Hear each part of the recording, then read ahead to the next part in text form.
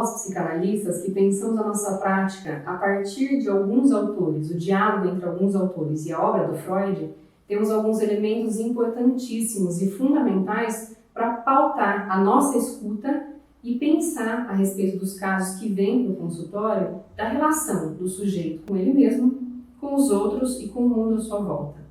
Esses elementos são de Freud, Lacan e Winnicott nessa ordem, que são o narcisismo, o estágio do espelho e a teoria do desenvolvimento. Em seu livro, Os Escritos, de 1936, Lacan, a partir de propostas freudianas, forjou o esquema do estágio do espelho, momento no qual atribuiu fundamental importância ao olhar do outro para a constituição da subjetividade, do psiquismo, do ego, a formação do eu. Nesse ensino, os conceitos que ganham primazia são os de amor e ódio, identificação, reconhecimento, identidade, imagem, confiança em si mesmo, sensação íntima de ser um eu e a definição dos contornos e das bordas do próprio corpo. O eu, esse desenvolvimento emocional das capacidades psíquicas, há de ser constituído, dizia Freud. Ele não nasce pronto e também não se desenvolve a partir do amadurecimento biológico. Ele vai ser constituído, então, a partir da relação com esse outro, com a distinção entre o que sou eu e o que é não eu. Lacan põe em destaque, então, a questão do reconhecimento.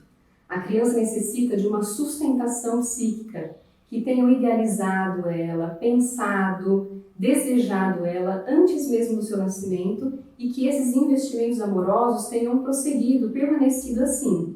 Desta forma, são as expressões faciais, os gestos, o toque, as palavras, o tom da voz, o ritmo da fala, o que se dizia e se diz dessa criança, o que se dizia dessa criança antes do seu nascimento, o que se diz ainda dela, que constituirão, que formarão as bases e darão condições para um desenvolvimento saudável do eu.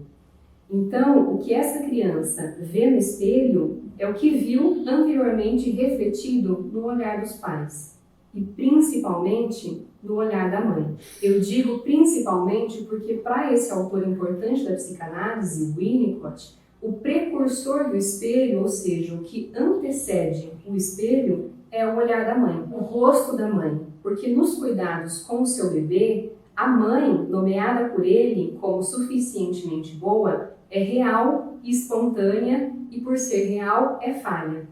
Ela vai apresentando o mundo aos poucos, vai integrando a concepção desse bebê de mente, o corpo, de habitar o próprio corpo, com o seu gesto, com o seu acolhimento, com o seu cheiro, com a sua voz, com o atendimento às necessidades desse bebê, com essa preocupação primária dessa relação total com esse bebê. São os pais quem vão nomeando, digerindo, traduzindo para a criança que aquelas sensações físicas são fome, frio, sede. Então a mãe diz, calma meu amor, a mamãe já vai preparar uma mamadeira, ou o papai, ou calma, isso é sono, sono também.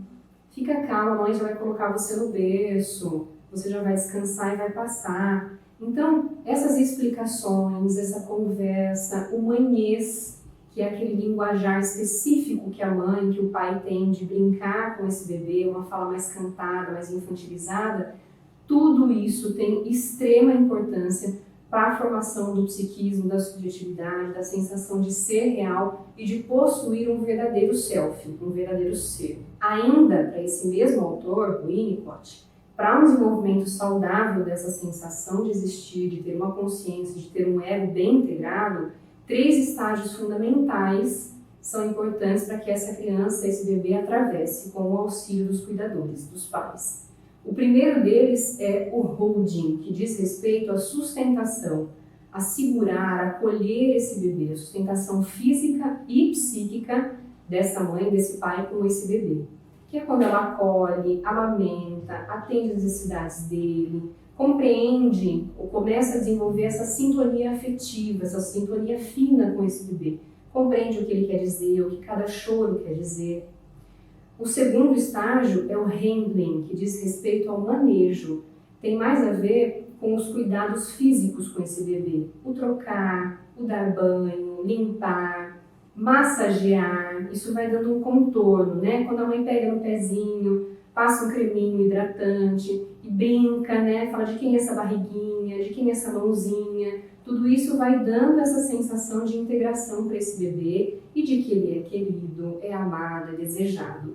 Vai criando no bebê essas experiências de gratificação, de satisfação com a mãe, que é o seu primeiro mundo, a relação com o mundo começa com ela, para que depois ela possa vivenciar e sentir tudo isso com o mundo à sua volta, com a realidade. O terceiro momento, né, o terceiro estágio, é a apresentação de objetos, que é quando o bebê já tem uma noção do que são os objetos à sua volta, mas quem faz essa apresentação com a sua percepção, com o seu olhar, é a mãe e é o pai. Então é a mãe quem apresenta, inclusive na sua fala, no seu gesto, o pai, na gestação também, isso é importante, mas já depois de nascido também apresenta o pai, apresenta os avós e tudo à sua volta, o passarinho, o sol e tudo mais, os alimentos, as pessoas que estão por aí, para que a mãe esteja disponível nessa relação fina, afetiva, emocional e regredida também, né? Identificado com esse bebê completamente, o pai ganha importância fundamental e ganha muito destaque, a função paterna. A mãe sustenta o olhar do bebê e quem sustenta o olhar da mãe é o pai. É ele quem, participando, se envolvendo nas atividades diárias, das tarefas de cuidado com o bebê, com a mãe, com a casa também. Ele quem vai cuidando também da parte prática, enquanto a mãe cuida das necessidades desse bebê. Tudo isso vai fornecendo um ambiente suficientemente bom, um ambiente facilitador para o desenvolvimento saudável dessa criança, desse ego, desse bebê. É o pai quem, inclusive, aos 6 meses aproximadamente de vida desse bebê, quem lembra a mãe de que existe uma vida lá fora, de que é importante ir fazendo a retomada das relações, do cotidiano, voltar ao trabalho, por exemplo, voltar a visitar a casa dos amigos, né, dos pais, dos avós dessa criança. E isso tem uma importância enorme. Segundo o Winnicott, em alguns casos, porém, onde a mãe não funciona como um espelho para a criança, o que acontece é que o bebê não se vê ali. Ao invés disso, o que ele vê são as defesas, a rigidez da mãe, um humor alterado, uma tristeza, uma depressão materna. O que pode acontecer em casos mais graves e de patologia se desenvolvendo, inclusive, e o autismo entra aí como uma questão importante, é que a criança começa a desviar o seu olhar, ela não tem mais um gesto espontâneo, não tem um espaço para que ela possa ser ela mesma, sinta a gratificação e satisfação que sentiria no desenvolvimento saudável no olhar dessa mãe, e fugindo do seu olhar, então, ela começa só a voltar-se para essa mãe para tentar prever, tentar encontrar alguma confiabilidade, alguma previsibilidade no humor dela. Isso pode levar a um atrofiamento da sua capacidade criativa e integrativa, desse sentimento de existir, de habitar um próprio corpo, de ter os próprios contornos, limites, de uma integração egóica. Assim, quando o papel de espelho materno falha, o que acontece é uma reatividade, são atitudes de defesa, e a existência desse bebê passa a ser mais reativa do que autêntica e espontânea.